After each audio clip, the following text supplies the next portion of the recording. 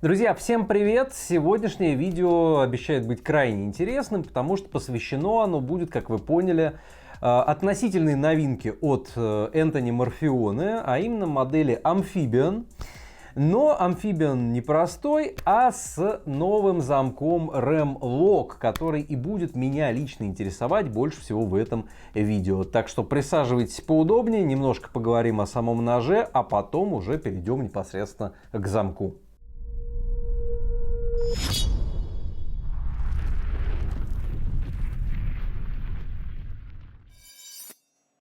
Итак, как я уже сказал во вступлении, вы наверняка, вернее некоторые из вас наверняка уже знакомы с такой моделью, как Microtech Amphibian. Выпускалась в двух вариантах, в мануальном и в автоматическом. И, в общем-то, нож достаточно интересный. Сегодня старую версию днем с огнем не сыщешь, хотя очень многие коллекционеры сегодня за ней гоняются. И вот компания Microtech внезапно, недавно представила Amphibian, обновленный, в общем-то, как в кастомном сегменте от Anthony Morfione, так уже и в серийном исполнении от компании Microtech, но с одним большим нюансом.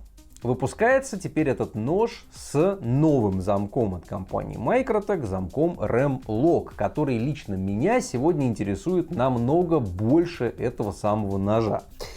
В линейке Microtech в актуальной есть уже три модели с этим замком. Это модели Stitch, это модель MSI и вот модель Amphibian. Сегодня у нас нож реально дорогой. Нож кастомный, нож, как я уже сказал ранее, непосредственно от Anthony Morfione, но, повторюсь, опять же, в серию от Microtech он уже запущен. Надеюсь, скоро мы его с вами тоже подержим в руках, посмотрим на него. Ну, как будет, я вам точно материал про него сниму. Что ж, вот извиняюсь за такое долгое вступление. Нужно было расставить эти точечки над «и». Да, и, в общем-то, вставляется кастом от Morfione, как обычно, вот в такой вот фирменной коробке. Здесь у нас с вами на торцах написано Morfione Custom Knives. В коробке, прошу прощения, у нас с вами лежит вот такой вот чехольчик. Там внутри, как обычно, сертификат и вот такая вот упакованная салфеточка. Чехол, как всегда, с велкро под патч. Патч у нас с вами прячется внутри. Вот такой вот даггер, да, логотип Anthony Morfione. Ну и, конечно же, вот тут внутри в пакетике сам нож. Уровень упаковки, конечно, у кастомного Morfione меня всегда, в общем-то, поражал, потому что действительно все сделано очень качественно, никаких вот нареканий, да, вот подход, на мой взгляд, идеальный, дай бог всем такой. Итак, знакомьтесь, друзья, вот это вот Amphibian. Это, как я уже сказал, кастом, да, представлен он у нас с вами в версии в карбоне со сталью М390 на клинке, закаленный на 60-62 единички по Роквеллу. Очень интересное само по себе получилось покрытие вместе с обработкой, сейчас вам все покажу. Но обратите внимание, конечно же, на замок. Вот замок в этом ноже, на мой взгляд, сегодня самое интересное, да, ну, конечно, наверное, в равной степени, как и то, что Amphibian в целом опять выпускается, потому что модель действительно интересная, хоть ее и переработали, хоть ее и пересмотрели, но давайте обо всем по порядку. Итак, вот так вот выглядит в открытом состоянии.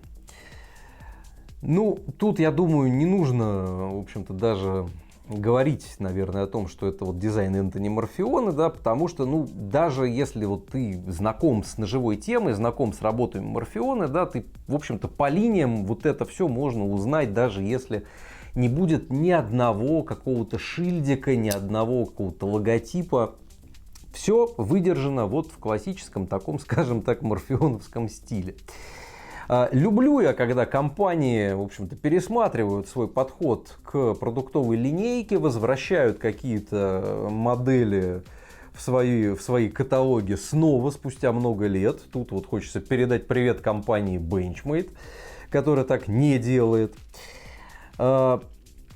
И, в общем-то, нож достаточно крупный, нож достаточно мощный, нож такой вот весь из себя прям тактический, да, и тут с этим спорить довольно-таки сложно, но учитывая, что сегодня кастом на обзоре, да, тут, конечно же, нож, скорее всего, полочный, нож, скорее всего, не для работы, а скорее просто для удовольствия, для кайфа, да, потому что, ну, действительно, штука не дешевая, штука не частая, да, скажем так, на прилавках магазинов, ибо выпускается строго ограниченным количеством. Но вот, тем не менее, повторюсь, что в серию этот нож тоже пошел, и в серии он особо-то от кастома не отличается, ну, кроме как по материалам, там, конечно, все попроще, но это, повторюсь, тема для отдельного разговора. Я взял этот нож сегодня на обзор не столько для того, чтобы показать вам классный, дорогой, по-настоящему дорогой нож. Меня, как я уже сказал ранее, интересует замок, ибо REM-LOK это, опять же, из той же оперы, что и у всех сегодня, это вот интерпретация своя замка Axis Lock от компании Benchmade. Но вот здесь не сказать, чтобы это прям Axis, да, то есть здесь принцип работы все-таки спайдеровского ball bearing лока, который мы с вами видели на ножах типа Manix, и, наверное, этот замок более, скажем так, более надежен, что ли. Но здесь конкретно в данном случае есть ряд моментов, которые я бы вам хотел обрисовать. Но чуть-чуть попозже давайте быстренько по характеристикам ножа пробежимся. Обновленный Amphibian имеет общую длину в 238 мм при 136 мм длины в сложенном состоянии. Длины клинка здесь 102 мм, то есть действительно много клинка за, в данном случае, что называется, много денег. Толщины обуха здесь 3,8. И ширины клинка здесь 3 сантиметра, то бишь 30 миллиметров.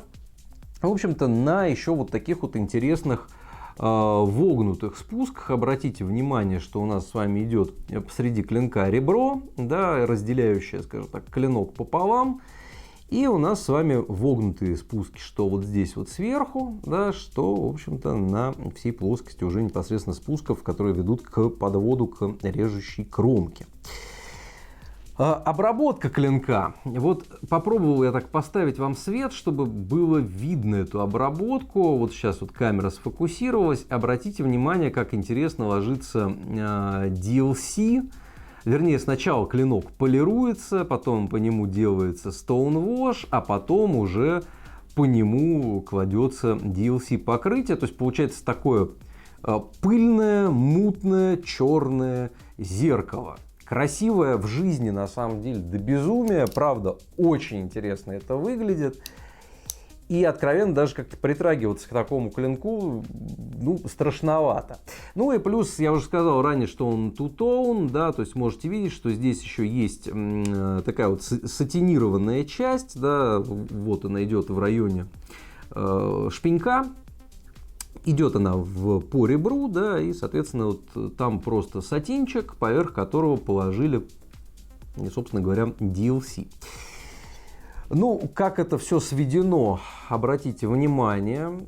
Здесь еще есть интересный момент. Это небольшой участок по, собственно говоря, части обуха, да, можете видеть, что здесь все-таки присутствует такой тоже подвод, не подвод, да, и вот чуть-чуть, буквально совсем чуть-чуть режущие кромочки здесь присутствуют сверху, да, ну, в общем-то, с точки зрения ГОСТов, да, здесь все абсолютно, опять же, легально, все абсолютно замечательно здесь по ГОСТам проходит. Ну и, конечно же, абсолютно прекрасная обработка карбона, абсолютно прекрасное текстурирование, прошу прощения, не текстурирование, снятые фаски. Да, обратите внимание на то, что фасочки сняты по всей длине вот этой большой выемки под пальцы. Да, и плюс еще обратите внимание на то, как сделана подпальцевая именно выемка сама. То есть здесь, когда вы берете нож в руку, да, то есть у вас палец ложится ровно по этой самой подпальцевой выемке.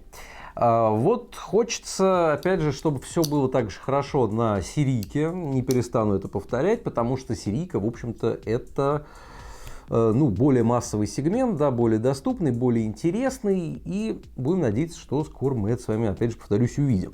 Плюс присутствует choil. Плюс присутствует вот такая вот рампа интересная на клинке. Соответственно, большим пальцем сюда упираться удобно, держаться под choil удобно.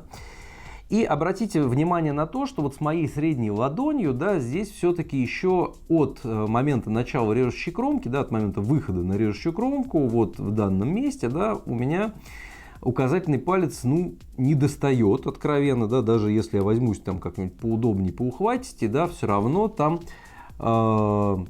остается достаточно большой зазор, да, то есть, в общем-то, вероятность пораниться, конечно же, как при практически любом неглубоком choil есть, но не такая большая, как могла бы быть. Не помню, какой-то нож мы недавно с вами тоже рассматривали, тоже там был choil, там можно было, в общем-то, спокойно совершенно пораниться. Здесь же такая возможность, максимально снижена, насколько это возможно вот в рамках подобного ножа. С точки зрения способов открывания, их здесь усматривается два инерционным способом, третьим, скажем так, я не пробовал, не проверял, извините, друзья мои, слишком велик риск трясущихся рук, когда держишь подобный нож в руках. Сарказм, конечно, просто реально не стал я проверять этим способом, не очень интересно. Способов открывания я сказал два, это шпеньки под левую, под правую руку. Открывается за шпенек все удобно, шпенек обладает насечкой, очень приятной, очень такой выверенной и грамотно сделанной. Плюс обратите внимание на форму шпенька. По-моему, у серийного амфибиана старого шпенек был такой же, только здесь он немножечко изменений претерпел визуальные. И второй способ, это, конечно же, собственно, бегунок замка. Тоже все спокойно открывается, закрывается, да, то есть это вот тот же самый Benchmade. Но есть тоже небольшой нюанс. Я уже в видео, по-моему, про Kershaw говорил, что Ram-Lock, он самый, на мой взгляд, удачный из всех этих интерпретаций Axis. Я до этого держал один нож с этим замком серийный, и, собственно, оттуда у меня сложился, это было довольно-таки мимолетно, скажем так, недолго. И вот сегодня, подержав этот нож в руках уже подольше, я понял, что действительно я утвердился в своих мыслях, что это, правда, самая удачная интерпретация Axis от Bench. Или же, как я уже сказал ранее, болберинга от Spyderco, потому что, во-первых, я вот попробую вам показать этот момент, надеюсь, вам будет видно. Бегунок замка, он закрывает собой полностью всю пятку клинка. Сейчас как-нибудь вам так попробую это показать. Боюсь, что не будет видно, друзья мои. Но вот сейчас попробуем вот так как-нибудь поймать. То есть, когда клинок открывается, бегунок замка закрывает клинок сверху по всей плоскости. То есть, это сказывается прямо на люфтах. То есть, их здесь нет никаких, ни горизонтальных, ни вертикальных. Плюс здесь еще присутствует боночка, в которую стопорится клинок. Плюс здесь прям-таки мощная пружина. Сейчас попробую тоже фокус на нее навести. Вот, обратите внимание, вот в этом вот месте на пружинку. Увеличу вам на монтаже. Пружина прям, правда, мощная. И когда отжимаешь бегунок, да, то, в общем-то, усилия здесь прикладывать приходится. При этом клинок складывается под своим весом довольно спокойно, но не терпит угла. То есть, когда вы чуть-чуть наклоняете нож от себя на себя, да, то, в общем-то, клиночек начинает стопориться, но, опять же, когда работаешь таким ножом, ты его не особо-то ты его складываешь, как правило, инерционно. То есть, к этому приучила нас компания Benchmade. Да, открываешь также инерционно закрываешь. И здесь вот этого момента, как у кершей, то, что что-то где-то во что-то упирается, бьется, не закрывается там, и так далее. Там, чтобы это все закрылось полностью, нужно там отпустить там, в какой-то момент замок. Здесь такого нет вообще. Плюс обращаем внимание на то, как сделан сам бегунок, за который мы с вами держимся. Он довольно мощно выступает над уровнем плашки рукояти. И, соответственно, с обеих сторон такая же история, да, то держаться за этот бегунок замка, правда, удобно. Плюс, учитывая, что Microtech и Morphion взяли форму, вернее не форму, а рисунок этой кнопки, этих бегунков, да, с своих кнопок с фронталок, вот эта вот X-образная вот эта насечка, да, она дает, плюс еще она ступенчатая вглубь, она дает то, что мы с вами проваливаемся туда, в это окошко, и совершенно спокойно, то есть палец туда реально, он там утопает, и получается то, что клиночек открывается. Вот по механике, по тому, как это работает, по тому, как это сделано, как подогнано, вот здесь у меня нареканий вообще никаких нет. Безусловно, в самом конце присутствует момент, что замок дотягивает немножко клинок внутрь, но это происходит за счет того, что в клинке присутствует вот такой вот формы вырез, именно в пятке клинка. И когда пятка проходит этот момент, я не знаю, может быть, сейчас все-таки будет этот момент видно, вот в самом окошке, обратите внимание, там вот я увеличу вам, там есть небольшие зазорчики. То есть вот я вот так вот, если рукой вам повожу, да, то есть там вот внизу, да, вы увидите зазор. Это вот, собственно говоря, как раз-таки то, что про что я и говорю. Это вот именно этот самый вырез, который, когда проходит уже вот примерно вот в этом месте, да, то есть он, собственно говоря, подтягивает клиночек, вернее, вот когда это место на пятке клинка проходит через линию бегунка, да, то, собственно, бегунок начинает вставать в паз, да, и, собственно, клиночек туда внутрь рукояти затягивает. Вот реализация такого замка, она на самом деле, ну, мы с вами уже прекрасно знаем, что идея такого замка, она максимально простая, она максимально на поверхности ножевой темы сегодня находится.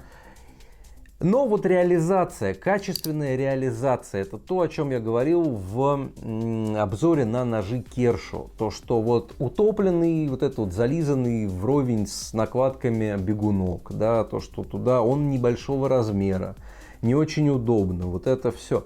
Вспомните, как было у Спайдерка. У Спайдерка примерно по размерам вот плюс-минус то же самое. Ну и концепция самого замка, повторюсь, такая же. И вот что у Спайдерка это было довольно удобно, да, но опять же там были некоторые вопросы к форме самого бегунка, то здесь их нет от слов совсем. То есть здесь правда все сделано так, как должно быть сделано на хорошо продуманном эргономичном ноже.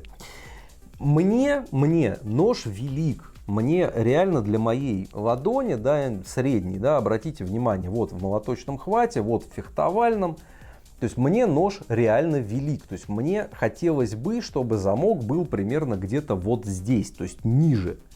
Но это невозможно, поэтому мне приходится немножечко как-то вот упираться, скажем так, в клипсу, немного упирать спинку рукояти в ладонь за счет других пальцев, за счет безымянного и мизинца, да, и вот, хотя обычно я это привык делать, уперев нож вот таким вот образом в ладонь, да, и, соответственно, уже его открывая и закрывая. Нож, правда, крупный, под большую ладонь сделанный, соответственно, замок под такую же ладонь, видно, сделанный, но при всем при этом, друзья, правда, он удобный. Вот тут я понимаю, что это мои какие-то вот субъективные, да, чувства, мое какое-то личное мнение, да, но повторюсь, кто хочет в этом убедиться, приходите в магазин, держите в руках, смотрите сами и, в общем, делайте свои собственные выводы. Что еще добавить про замок, честно, даже не знаю. Правда сделано хорошо. Механика, ну, сами можете оценить, да, то есть все, в общем-то, здесь нормально, все мягко, все плавно, все вот работает как, ну, то, что доктор прописал. Давайте назовем это так. Ну, плюс, правда, извините, нож вызывает эмоции, нож, правда, очень качественный, нож, правда, очень красивый, мощный, такой вот он весь из себя харизматичный. Если захотеть докопаться, давайте докопаемся. Обратите внимание на шпинек. Да, вот обратите внимание на шпинек и крепление шпинька, да, то есть винтик, который крепит шпинек к клинку, да, он находится на лицевой части ножа. А вот с обратной стороны, да, у нас с вами шпинечек без какого-либо винтика. То есть я бы вот, например, поставил бы шпинек без винта на лицевую плашку, а с винтом назад. Ну, это опять же, друзья мои, это вот такие вот придирки. Я большой фанат компании Microtech, не буду этого скрывать, большой фанат Энтони Морфеоне. И этот нож, правда, ну, я долго ждал, чтобы подержать в руках, чтобы посмотреть живьем, ибо он, правда, доставляет много эмоций. Из плюсов еще, ну, грамотно сделанная клипса, обратите внимание на нее, тоже все в DLC закатано. Клипса, на удивление для меня, переставляемая. То есть, опять же, здесь вот откручивается вот эта вот вставочка, да, на двух винтиках, и сюда перекручивается клипса. И это вот на самом деле не самая свойственная для компании Microtech фишка, потому что раньше-то у них ножей амбидекстерных не было. А вот теперь, пожалуйста, все ножи с замком REM-LOCK, да, это абсолютные амбидекстеры, то есть под левшу, под правшу, абсолютно удобные. Так что и клипса тоже стала здесь переставляемая. Огромный плюс, на самом деле, для компании Microtech, то есть плюс новая публика к ним приходит. Да. Ну и нужно отметить, что еще даже на новой фронталке, по-моему, которая называется Гликон, там тоже вот примерно подобная же история используется. Там кнопка сделана помимо того, что сверху, да, для автоматического открывания ножа, так еще и сбоку. То есть также и фронталка у них стала, в общем-то, плюс-минус, ну как сказать, она стала еще вдвойне более, она стала еще более амбидекстерной, чем была, да. Ну вот Microtech и вот такими вещами изощренными нынче занимается. Ну и, в общем-то, можно только похвалить компанию, что не стоит на месте. Да, история с тем, что это очередная интерпретация Axis Lock, меня откровенно немного напрягает, я об этом уже говорил, не очень мне это все нравится. Такая своего рода новая дойная корова от ножевого мира, да, и вот, ну, разве что можно соревноваться в том, кто и как это лучше сделает. И вот повторюсь, на мой взгляд, Microtech, Morpheon сделали это лучше всех. Что думаете вы? Пишите в комментарии, я с радостью почитаю, подискутирую с вами. Ну и приглашаю вас опять же в магазин подержать, посмотреть подобные вещи вживую, да, чтобы, в общем-то, составить свое мнение непосредственно через руки. Ну, а на этом, друзья мои, пожалуй, на сегодня все. Всем спасибо за просмотр, надеюсь, было интересно. Если было сумбурно, извините. Всем спасибо за просмотр, всем пока.